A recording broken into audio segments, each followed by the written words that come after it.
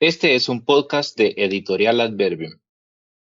Hola, bienvenidos, buenos días, buenas tardes, buenas noches, dependiendo de cuándo y a qué hora escuchen este podcast.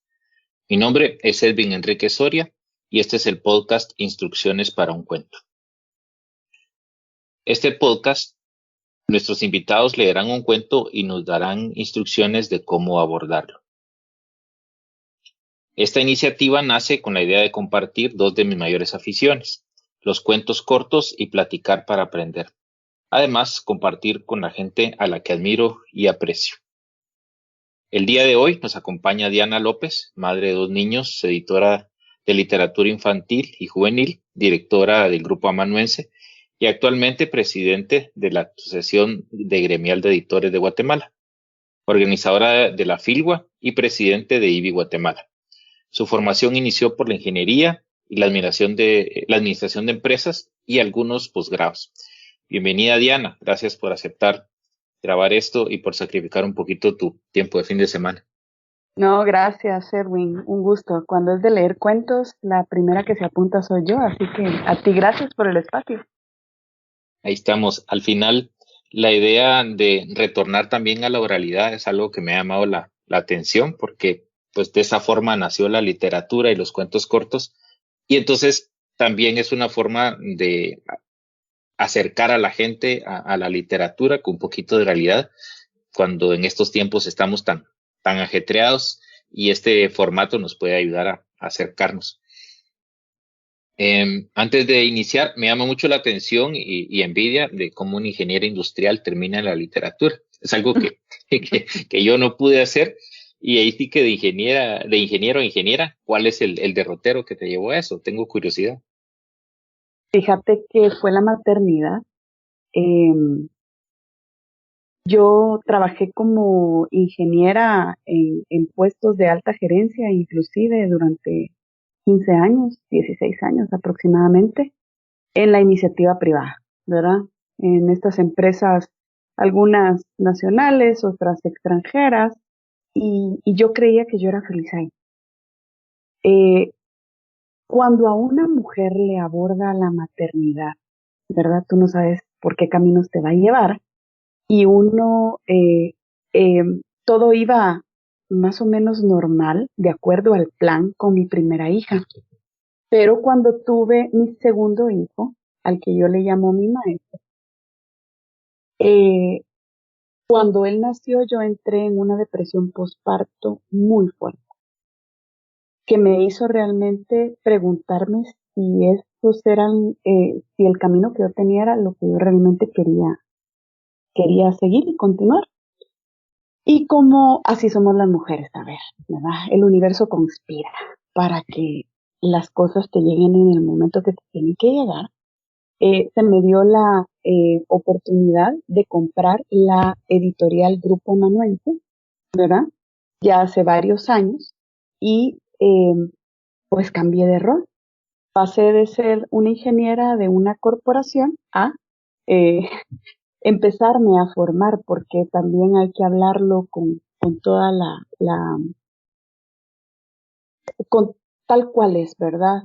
El tema de, siempre fui una lectora, el arte siempre estuvo en mi vida, pero de eso a pasar a ser editora de literatura infantil lleva bastantes horas de entrenamiento, ¿verdad? Tanto con mentores, amigos, gente del medio, como tomando cursos y irte formando ahí para empezar los proyectos, ¿verdad? Mira qué curioso y qué buena fortuna al final que pues una depresión y unos hijos te llevaran a esto. Sí, La verdad es que sí, mucha envidia de la buena el hecho de que estés trabajando en literatura, ¿verdad?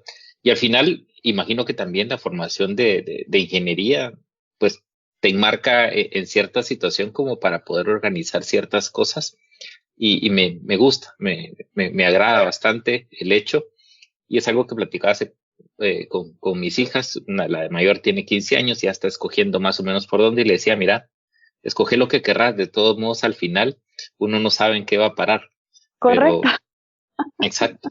Entonces, mira, qué qué interesante, me gusta mucho. El Gracias. cuento que nos vas a leer es del Gabo. Esta es la tercera vez que un cuento de Gabriel García Márquez, si mal no recuerdo, pasa por este programa. Y increíblemente, para mí es un mejor escritor de novelas, pero a la gente le gustan mucho los cuentos. Y sin dudas es un referente, eso no lo vamos a negar. Pero, ¿qué nos podrías decir del cuento y por qué la escogencia de este? Fíjate que eh, este cuento lo escuché, yo coincido contigo, ¿verdad? García Márquez como novelista es espectacular. Yo no conocía a García Márquez como cuentista, debo serte honesta, ¿verdad? Como cuentista pensaba más en Cortázar o en algún otro, o en algún otro autor, ¿verdad? Borges. Pero a Márquez no lo tenía como cuentista, por lo menos no en el radar. Quizás porque sus novelas han sido tan inmensamente grandes, ¿verdad? Sí, Y populares, que entonces el cuento de Márquez, de García Márquez, no es como que uno lo tenga tan en la mira. Pero este cuento lo escuché en una formación para personas que estábamos interesadas en la literatura infantil y juvenil y me pareció maravilloso. sí. Sobre todo porque se nota que es de Márquez, ¿sabes? O sea, uno lee el cuento sin decir que es de Gabriel García Márquez y desde el realismo mágico que el cuento encierra, tú ya sabes que por ahí va la pluma, ¿verdad? Entonces me encantó y quiero compartirlo porque también, aunque no es un cuento para niños específicamente, eh, sí tiene mucho que poder abordar y como esa es mi rama en la literatura, ¿verdad? Algo tenía que traer yo de infantil a este podcast. Me parece fantástico.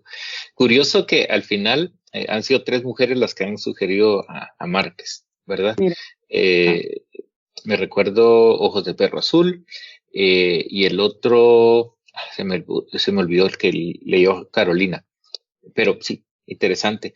Al final sí, es un cuento muy, muy bonito. Yo también lo había dejado fuera, no me recordaba de él. Y cuando me lo mencionaste, coincidentemente, también sucedieron otras cosas que vamos a platicar adelantito. Entonces, aquí, pues, con el nombre del podcast le hacemos un homenaje a Cortázar con los cuentos de las instrucciones. Entonces, te preguntaría, ¿existen instrucciones para leer este cuento? la instrucción, sí, sí, yo te diría que sí, y depende para quién se lo estés leyendo, si es para ti como adulto o si se lo estás leyendo a los niños. Si es para ti como adulto, te invito a abrir tu imaginación y disfrutar de ese dibujo mental que te puedes hacer cuando escuches cómo García Márquez en- crea esa realidad que parece absurda, pero capaz que no es tan absurda, capaz que sí podría ser cierta. Y si se lo estás leyendo a un niño, simplemente lee, porque ellos ya tienen la mente abierta, ellos ya van a saber qué hacer con ese cuento, Sí. ¿verdad? Entonces, es disfrutar del realismo. Si estamos hablando entre adultos, yo te diría disfrutar de ese realismo mágico que Gabriel García Márquez muestra en el texto, ¿verdad?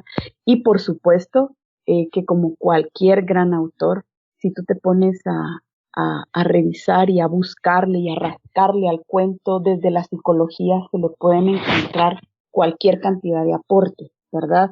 Porque estos escritores escriben con muchas capas, Sí, ¿verdad? Más allá de bastantes. la evidencia. Entonces, eh, si, si estás desde la parte de psicología, yo te diría, dale unas 3, 4 leídas, encuentra el inconsciente colectivo de cada detalle que ahí se muestra o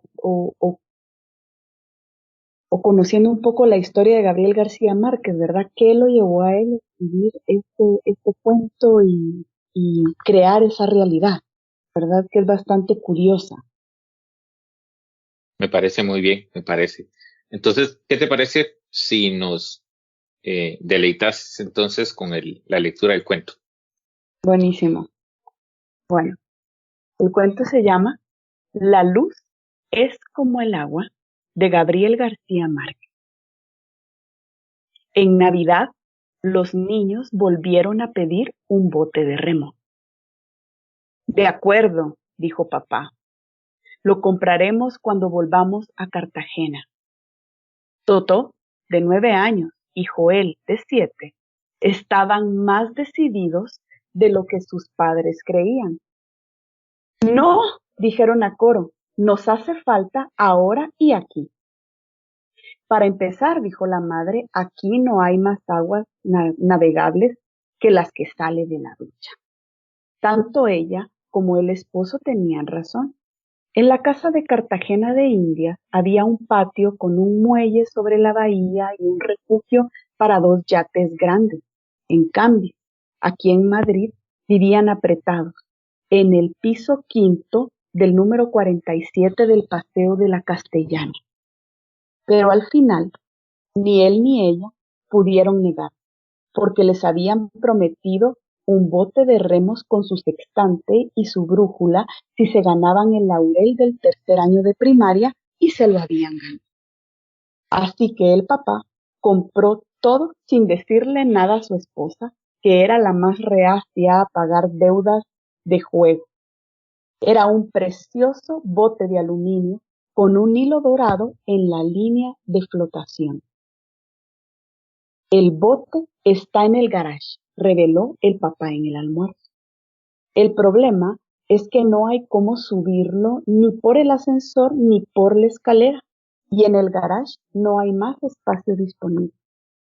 Sin embargo, la tarde del sábado siguiente, los niños invitaron a sus condiscípulos para subir el bote por las escaleras y lograron llevarlo hasta el cuarto de servicio. Felicitaciones, les dijo el papá. ¿Ahora qué? Ahora nada, dijeron los niños. Lo único que queríamos era tener el bote en el cuarto y ya está.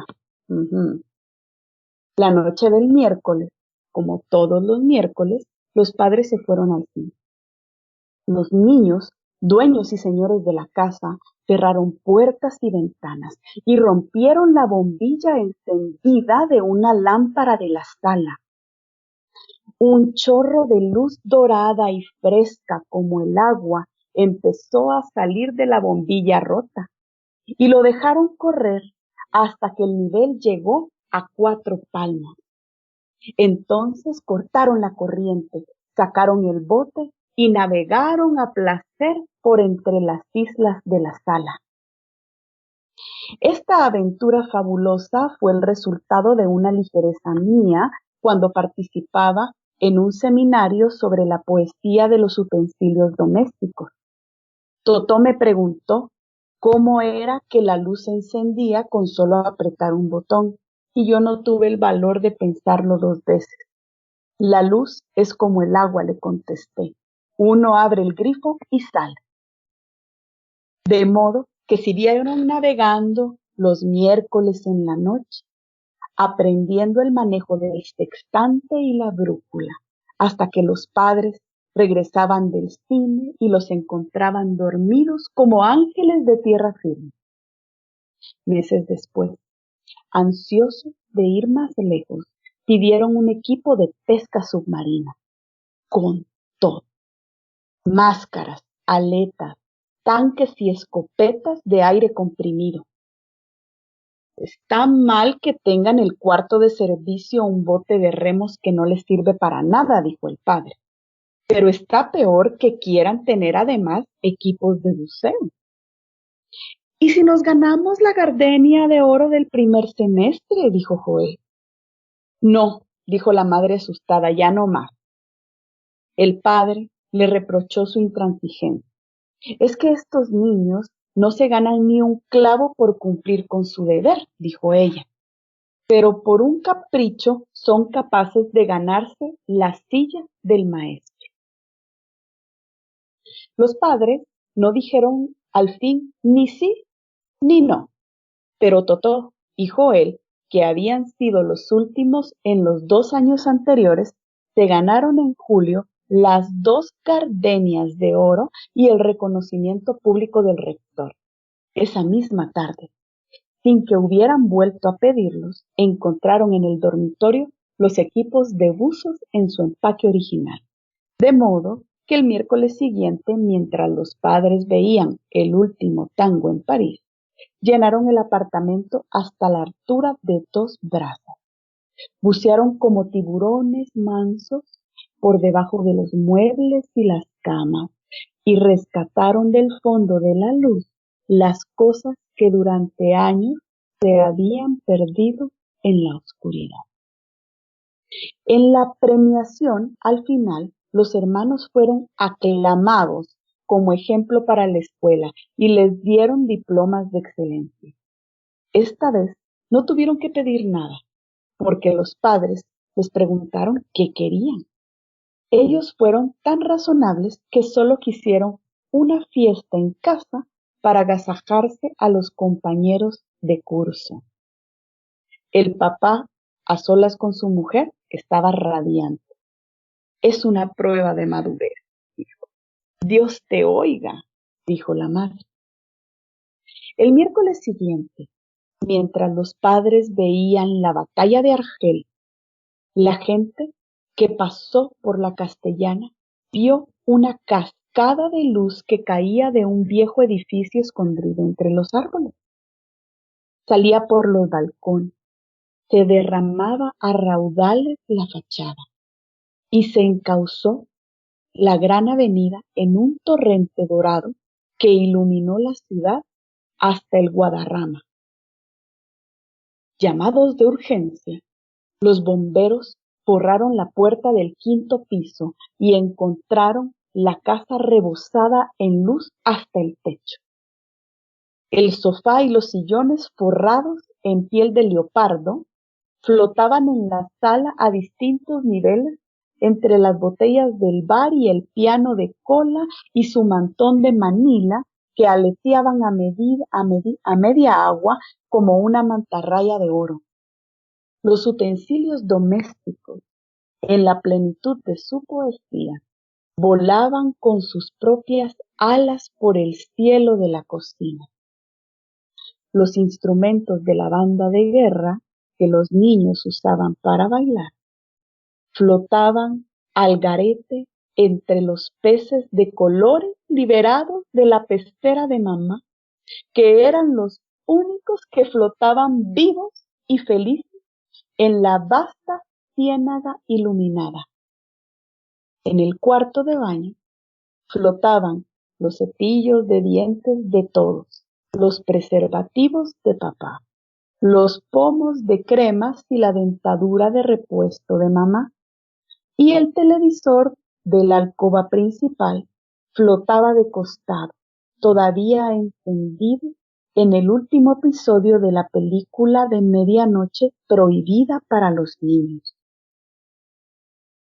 Al final del corredor, flotando entre 2 aguas, Totó estaba sentado en la popa del bote, aferrado a los remos y con la máscara puesta, buscando el faro del puerto hasta donde le alcanzó el aire de los tanques, y Joel flotaba en la proa, buscando todavía la altura de la estrella polar con el sextante, y flotaban por toda la casa sus 37 compañeros de clase, eternizados en el instante de hacer pipí en la maceta de geranio, de cantar el himno de la escuela con la letra cambiada por versos de burla contra el rector, de beberse a escondidas un vaso de brandy de la botella de papá, pues habían abierto tantas luces al mismo tiempo que la casa se había rebosado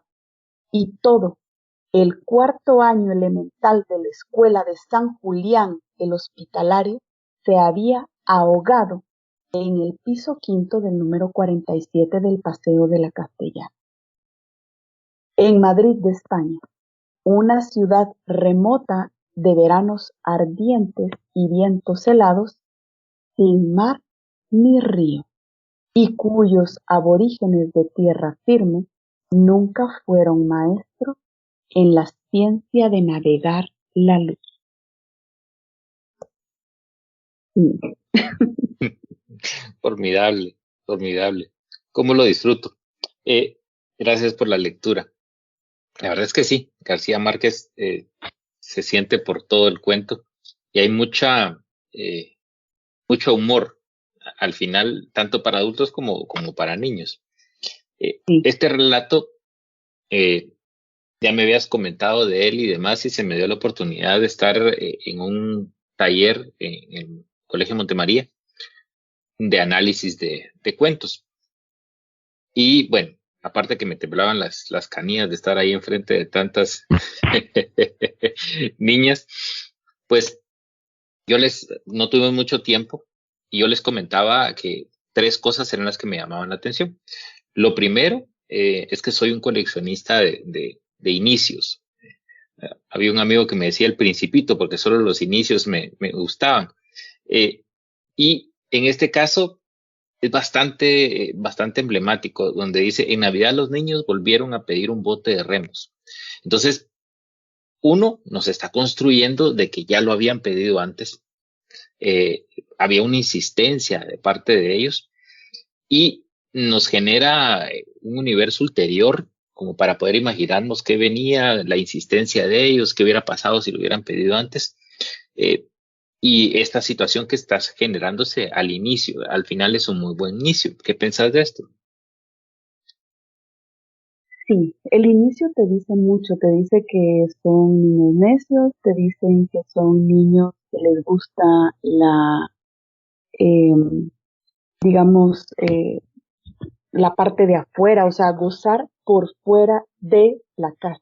Si estás pidiendo un bote de remo, como que tu mente no va en el sentido de jugarlo dentro de la casa, ¿no? Pero la cuestión acá es por qué lo piden, ¿verdad? Eso todavía no se revela en el inicio, ¿verdad? Eh, Empieza a tomar sentido cuando dice, bueno, el bote haría sentido en la casa de Cartagena y eso ya te indica, te da cualquier cantidad de información, ¿verdad?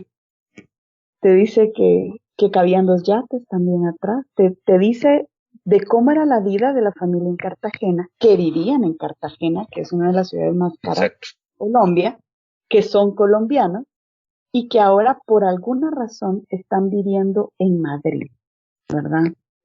Eh, sí, me parece, pero yo te escuchaba y tú sos coleccionista de inicios y yo por el contrario soy coleccionista de la última oración de cada libro. Sí. Tengo la costumbre terrible de tomar, de tomar la última oración de cada libro para ver si va a valer la pena leerlo o no. Es terrible. Bueno, Y, es y otra acá, forma de acercarse, ¿no? sí, y acá dice, nunca fueron maestros en la ciencia de navegarla, ¿verdad? Sí. Que Y, también es otro final. exacto, de Otra película, porque al final les llama, o sea, no les llama ni siquiera habitantes o ciudadanos, aborígenes, ¿verdad? aborigen. Sí, Sí. es Pero verdad. la segunda cosa que me llama mucho la atención es el punto de inflexión del cuento. Yo hablaba con las patojas que a mi gusto, no todos los cuentos, menos los cuentos cortos, se arman con la forma en que nos han enseñado, ¿verdad? El inicio, el nudo y el desenlace, sino que muchas veces hay muchas cosas que van sucediendo y a mí en lugar del nudo me gusta la palabra el punto de inflexión, tal vez por la situación ingenieril, ¿verdad? Donde nos cambia la curva. Y eso me parece que está en la situación poética. Me fascina mucho cuando Totó pregunta y dice que la luz se encendía. Vamos a ver donde dice, Totó me preguntó cómo era la luz, cómo se encendía, solo apretar un botón. Y yo tuve el valor de pensarlo dos veces. La luz es como el agua, le contesté. Uno abre el grifo y sale. Al final es un niño, cuarto, 7, 8, 9, 10, más o menos unos 10 años. Y acercarse a un niño con una situación poética me parece una situación también de mucho respeto para el güiro, de explicarle las cosas, pero también de explicarle una situación poética. O sea, puede pensarse que todavía le dan un poquito de mentirías a los patojos, pero la forma poética de acercarse al final es lo que nos da la justificación de todo del cuento. ¿Qué pensaste de eso? Fíjate que si lo ves desde la perspectiva de, bueno, es que a veces tú tienes niños de 7, 8 años y están, ¿y por qué? ¿Y por qué? ¿Y cómo es? Y uno no sabe cómo es, ¿sabes? O sea, uno no dice, mira, la corriente de electrones hace que la resistencia se caliente y la resistencia al calentarse emite luz y por eso es que la bombilla se enciende. O sea, uno no, y por más que se le expliques así, así como que no lo va a entender, ¿verdad? Sí, Y de hecho sí, la luz es como el agua, porque es una corriente. Lo que pasa es que es una corriente de electrones. claro. El agua podrá ser, no sé, corriente de moléculas quizás, que también son átomos, ¿no? Pero no son los electrones corriendo solos por ahí, ¿verdad? Eh, y a veces los papás buscamos resolverles la duda como desde la forma más simple, es decir, bueno, así como se abre el chorro, se abre el agua. Y hay un contador de agua y hay un contador de luz. Pero lo que me parece fascinante del cuento es cómo desde esa respuesta que es tan simple pero a la vez tan poética, García Márquez saca una narrativa completa donde ahoga a 37 niños en un cuarto al Sí, final, ¿verdad? Y los ahoga no sé si metafóricamente, ¿sabes? Porque también buena pregunta. ese es un tema también, y por qué, y también por qué ellos sí tenían botes y equipos de buceo y por qué los amigos no llevaban equipo de buceo. Los niños querían ahogar a sus amigos. Sí, es una pregunta también muy interesante. O cómo se les fue de control, porque hay una situación progresiva que también sucede, pues porque primero son dos palmos, después dos brazas y después fue completo, hasta el tope. Una vez. Ajá. Sí, es un tema eh, como que los niños, pues, como estas travesuras, ¿sabes? Porque también es eso, ¿verdad? Los papás no están, entonces podemos hacer cosas que nadie va a descubrir. Esta vez lo hicimos a este nivel, ahora probemos este nivel, porque es, digamos, como una progresión también de la propia travesura, ¿verdad? Exacto. Porque los papás cuando regresaban a la casa los encontraban divinamente dormidos, como angelitos, ¿verdad? Pero esta vez, digamos como que era una travesura de tamaño eh, inmenso, ¿verdad? Que implicaba a los 37 compañeritos de la primaria y del colegio que ellos no querían ni les gustaba, ¿verdad? Porque solo se ganaban premios cuando les prometían que les iban a dar lo que ellos pedían, ¿verdad? Y puede que haya también mucho de contexto detrás, porque ¿por qué eran foráneos? ¿Por qué estaban viviendo en Madrid? Más o menos en la época, no sé si en la época en que se desarrolla el cuento está muy gruesa la situación del narcotráfico en Colombia. Entonces, si tenían plata, se puede pensar que también se fueron a Madrid huyendo un poco y añoraban lo que no tenían allá. Es curioso porque es curioso y coincido en lo que dices, porque justamente cuando dices, cuando el elemento, digamos, toda la descripción de esto, todo lo que está debajo de la luz, ¿no? Dice, bueno, encontraron cosas que estaban perdidas en la oscuridad, o sea, como que muchas cosas empezaron a surgir, a saberse. Y algo, un guiño que me parece muy gracioso, se, o sea, García Márquez te explica cómo era el tapiz de los sillones. Y con eso entonces tú ya te das cuenta Plata. los gustos. No solo la plata, sino los gustos. ¿Quién va a tener? sillones tapizados con piel de leopardo. Ay, a ver, o sea, tiene que ser alguien muy excéntrico, como Dalí, o alguien de gustos muy pueril, quizás como un narcotraficante que tenga plata, pero que tenga Exacto. un gusto muy particular. Sí, totalmente me hace sentido. Eh, También este asunto como un llamado de los niños a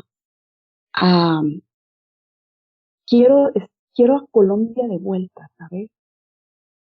Quiero estar en casa de vuelta y esa insistencia de pedir botes, esa insistencia de hacer cosas que solo en Cartagena los niños podrían estar haciendo, ¿verdad? Es también un tema de si tienen plata o si es una familia con recursos, ¿por qué la mamá no le dice cuando estemos en Cartagena de vacaciones, ya les compramos el bote, están allá?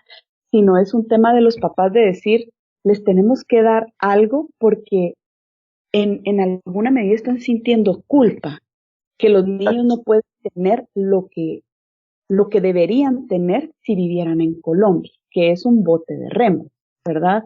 Entonces hay una culpa de los padres por tener a los niños en una ciudad que no es en la que nacieron, ¿verdad? Esa parte, toda esa decir, quisiera estar en Colombia y no puedo, entonces les doy el bote estando en Madrid y los niños mm, decidiendo que van a hacer las cosas bien simplemente para obtener el bote de remos. O sea, sí es un tema trágico. Sí, hay un incentivo perverso detrás de las situaciones, tanto de los padres como de los niños, porque cómo al final lograr que tengan buenas notas y que se desempeñen y que logren integrarse a raíz de darles premios y Ujú, cosas totalmente fuera de lugar. así es, Y también así. nos llama la atención que sea, si los niños tenían gustos fuera de lugar, pareciera que los padres también. Entonces es una situación de crianza. No es es, es algo aprendido, es algo visto, es algo mamado, no es algo que sea nada más de capricho, ¿verdad? Sin duda.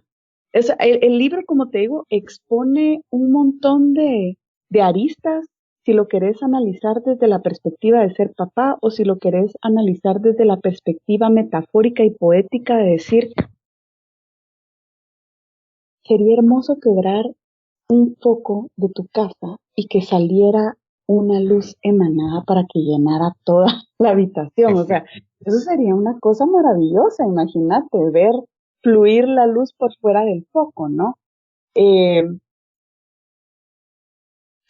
y él hace esto, ¿verdad? Hace esa construcción, hace ese tejido entre la maravilla, lo mágico de la situación y lo trágico de la situación también, pero muy sutil, ¿verdad? Sí, bastante, bastante. Y Ujú. eso de la situación poética, pues obviamente le da el nombre al cuento. Y pues no lo sé porque no le preguntamos y no sé si habrá algún análisis que haya hecho el Gabo de esto, pero estoy casi seguro que todo el cuento se le desarrolló a raíz de la frase, porque a raíz de la frase es como conecta todo lo demás. Sí, Es poco probable que no haya sido a raíz de eso y encontró entonces una voz para poder contarlo o para poder incluir esto dentro de un cuento. sin duda. Y digamos, García Márquez, digamos, a mí con este cuento me pasa, con muchos cuentos de autores muy buenos, ¿verdad? Pero si hablamos de este, cuando vea un foco y me quiera referir de una forma metafórica a un foco, yo no voy a poder evitar pensar en que la luz es como el agua y, ¿verdad? Y qué belleza. Y me pasa lo mismo cuando veo mariposas amarillas, ¿verdad?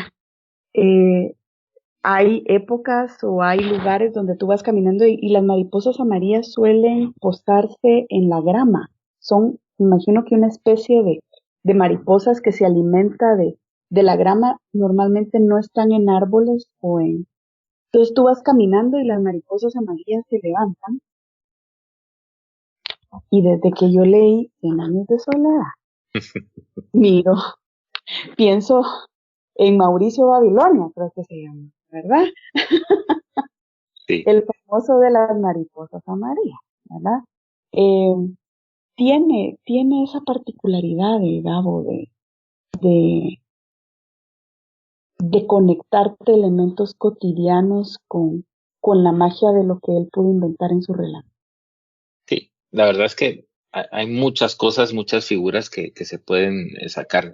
Yo hacía mofa de unos parientes que yo les decía, bueno, ustedes no deberían de tener el apellido Arita, ustedes deberían de llamarse Buendía, porque a la gran puchica, ¿verdad? Cuánta cosa les pasa. Bueno, la tercera parte que me parece también muy poética es el final, donde todo flota, los cepillos de dientes, el guiño a los preservativos, porque también hay un guiño de que ya no querían tener familia, ¿verdad? Ujú. Los pomos de cremas, está lo vanidoso de la doña, la dentadura de repuesto, o sea, es más, no solo tiene una, sino que tiene dos, para esos tiempos, lo caro que debe haber sido eso, el televisor de la alcoba, y donde estaba también proyectándose aún la película prohibida que algunos niños de plano habían colocado. Eh, eh, eh, es decir, es una camarilla de compinches de todos los niños y me parece muy poética esa parte. No, no sé qué te parece a ti. Sí, es como la alegoría de hacerlas, todas las travesuras al mismo tiempo. Orinarse en la maceta. Eh, servirse una copa Grande, creo que. del brandy, papá. Ver la película para adultos en una casa donde nadie nos iba a decir que no porque estábamos solos, ¿verdad? Eh, es, es poético y trágico, Sí, porque también nos muestra que esa travesura fuera de control provocó la muerte de todos estos niños como tal. Y es curioso que todos eran madrileños. Los únicos, los únicos que vivieron casualmente eran los chicos que sí sabían navegar, que habían practicado en los dos palmos o dos brazos a lo largo del cuento, ¿verdad? Ellos estuvieron como practicando para al encontrarse en esta situación no morir. exacto. Y eso es latinoamericano también. Yo creo que él hace como un guiño a, a esa, eh, a ese espíritu De de supervivencia. del superviviente latinoamericano. Un colombiano, un guatemalteco, un salvadoreño, cualquier hermano latinoamericano que va y viaja a España está más avispado, porque aquí venimos de la tierra sin dueño, ¿verdad? Entonces, cuando vamos a un lugar donde impera un poco el orden, entonces ya sabemos pues cómo movernos, digamos, hay un poco más de,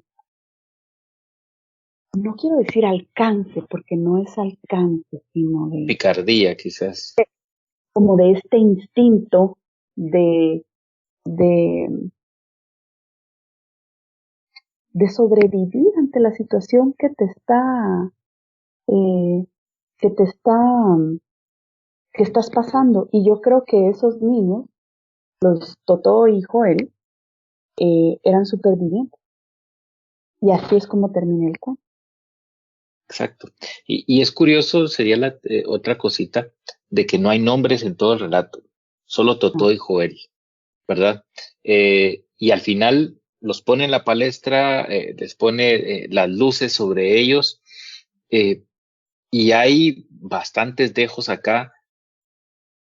Las patojas en este caso me decían que podría haber mucha inocencia, pero yo pienso que tal vez fuera de inocencia también hay mucha testarudez. ¿Cuáles son los, si pudiéramos calificar a los güiros con ciertas, valga la redundancia, con ciertos calificativos de la personalidad, ¿cómo crees que podrías calificarlos?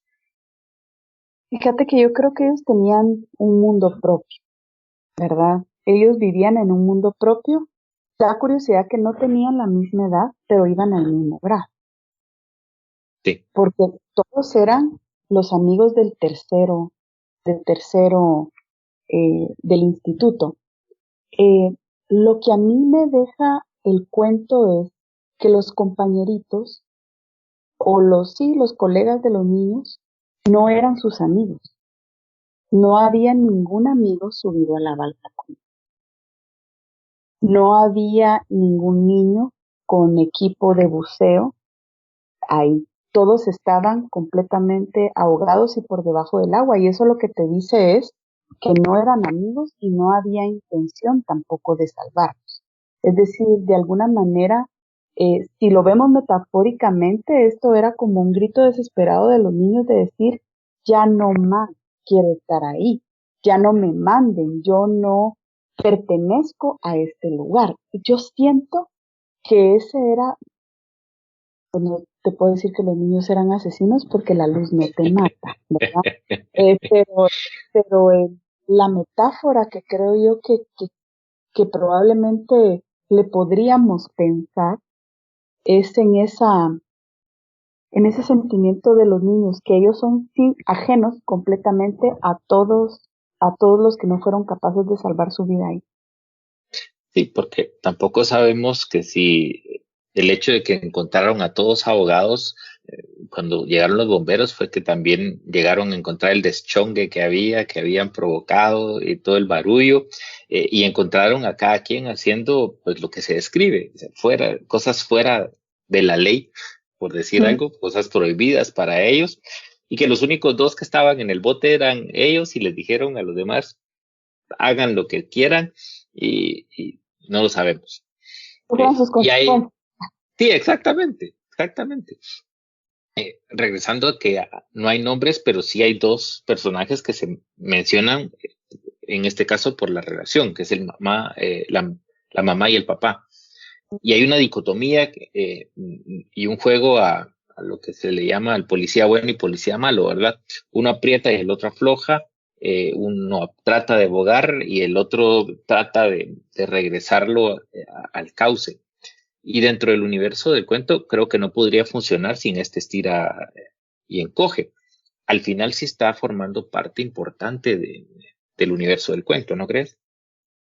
Sí, totalmente. Yo creo que retrata la naturaleza de, de una familia bastante común, ¿verdad? Ujú. Siempre hay un progenitor que es más laxo y otro que es más estricto. Eh, lo que me llama la atención es que normalmente, bueno, no quiero generalizar, pero me da la sensación que cuando uno es más laxo y tiende a decir sí todo el tiempo es porque también maneja un tema de culpa, Sí. donde yo tengo que estar permitiendo cosas porque no quiero ser el malo de la película porque quizás yo ya estoy fallando en otro aspecto y entonces en este quiero complacerte. Me da el sentido que el papá es el que tiene más culpa, es como que por culpa de él estamos en Madrid, ¿sabes? Ujú. ¿Ah? Independientemente si sean una familia de actos lícitos o ilícitos, eh, es por el papá que estamos ahí, es por decisión de él o por actuar de él que está ahí. La mamá es la que intenta llevar más el control de las riendas de los niños, pero siempre termina vencida porque sabe que el papá va a hacer va a hacer lo que su culpa le diga que haga, ¿no? En este caso, eh, complacer lo que los niños quieren, aunque sea algo estúpido lo que estén pidiendo, pues como un bote de remos en un apartamento en Madrid. Sí, sí. Hay muchas perlas realmente alrededor del cuento. lo que hablábamos, ¿verdad? Colombianos en España, el problema del narcotráfico que había, que se describe una familia acomodada, porque, pregunto, el hecho de ir al cine todos los miércoles, hay cierta rutina que, pues, que no se podrían pagar una familia normal, común y silvestre. Entonces, creo que también eso da el pie a que hay culpa. No sabemos si porque, como decías, que son narcotraficantes o porque es una familia acomodada y tuvieron que salir huyendo de la misma violencia que había, o porque es gente eh, en empresas internacionales se da mucho, que son los expatriados que lo mandaron para allá y que allá está destacado, pero sí hay mucho sentido de culpa que lleva todo el derrotero del relato. Ahora, ¿qué crees que pasó después? Ay, no sé, fíjate porque para mí que se regresaron a Colombia. Sería difícil vivir todavía en España después de lo que pasó.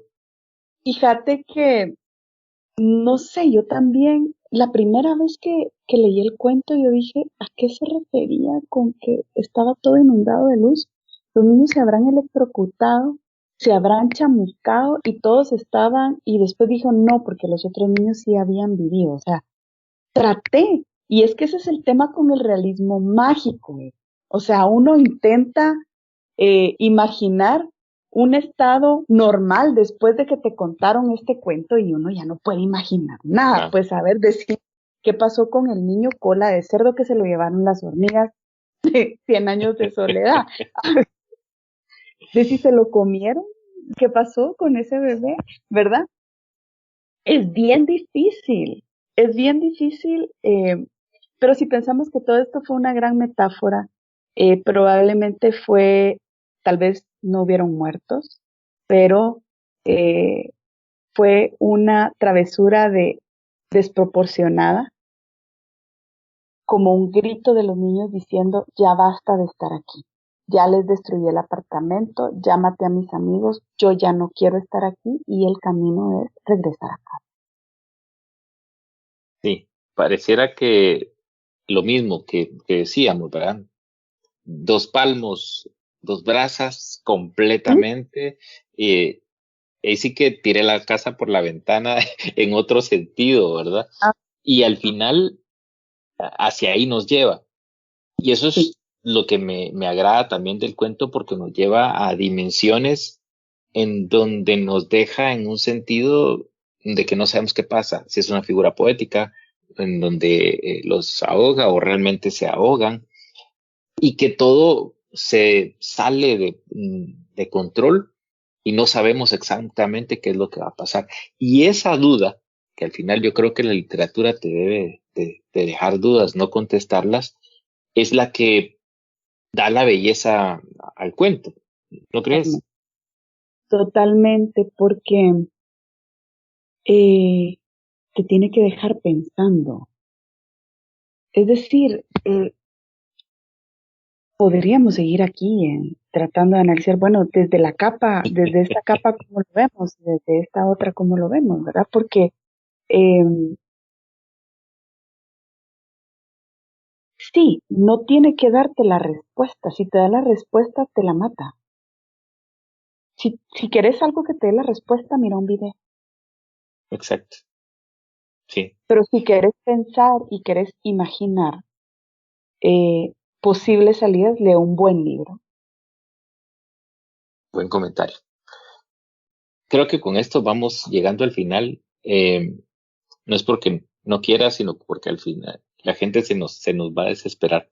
Y siempre digo que los que más disfrutan de esto somos las dos personas que nos metemos a esto y quizás no los otros. Pero, eh, ¿qué crees que no te pregunté y quisieras comentarnos? Pues yo creo que lo platicamos bastante. Eh, ah, Tal vez, bueno, aquí tal vez yo te voy a preguntar porque, como tú decís, el cuento me dejó con la duda y esto es algo que yo no sé. Madrid, una ciudad remota de veranos ardientes y vientos helados, sin mar ni río. ¿No hay río en Madrid? ¿sí? Entonces, Yo no sabía, lo aprendí en este cuento, ujú, exacto, exacto, sí, no ¿verdad? había Porque pensado todas yo en eso. las grandes ciudades europeas tienen un río por ahí, mira, París, Londres, ¿verdad? Sí, porque Eh, normalmente todas las Están ciudades están basadas en una fuente de agua. totalmente en ríos. Tengo que averiguar ahora, tengo que ir a investigar si es cierto, como dice el Gabo, que Madrid no tiene río. Es probable, Es probable, nos es queda un la duda, yo tampoco lo había pensado. dato curioso. Sí, muy buena, muy buena. Entonces, antes de despedirnos, eh, como decía siempre, como decía un columnista, que son solo cuatro gatos los que escuchan el podcast, entiendo que te gustan bastante los gatos. Eh, Bastante. si quisieras hacer algún anuncio, bienvenido. Gracias, Edwin. Sí, voy eh, dado que quien puede escuchar este podcast es alguien que gusta de la literatura y la lectura, del 6 al 16 de julio. En Forum Majada, zona 11, Ciudad de Guatemala, se va a celebrar Filgua. Esto hay que empezarlo a celebrar desde ya, ¿verdad? Van a ser más de 300 actividades. Estamos trabajando en un programa cultural, en traer autores internacionales también interesantes, los libros de autores nacionales que también se van a presentar. Va a estar bien bonito. Sigan las redes de Filgua, estén pendientes de los próximos anuncios y, como decimos en la gremial de lectores, en la gremial de editores, vamos por un país de lectores. Me fascina el, la línea esa. Entonces, gracias por el espacio, por colaborar con mi pequeño proyecto. Eh, Gracias por ayudarme a la difusión de literatura y de cuentos desde esta trinchera. Eh, Muchísimas gracias por lo que haces desde tu trinchera. Es una actividad titánica por lo que yo puedo imaginarme. Y también una actividad que disfrutamos mucho en familia. Y si pasa un año y no vamos a Filgua, es como entrar a la iglesia y no persinarse, creo yo. Qué bueno escuchar eso. Entonces, un abrazo, muchísimas gracias y para la gente que nos escucha, pues no olviden suscribirse al podcast, darle me gusta o like, lo que haya por ahí, para que les vaya anunciando cada vez que se van publicando nuevos capítulos. Y poco a poco vamos a ir publicando también esto en el YouTube, van a ir saliendo. Un abrazo y muchísimas gracias nuevamente. Gracias, Edwin. Saludos a todos quienes nos escuchan. Gracias.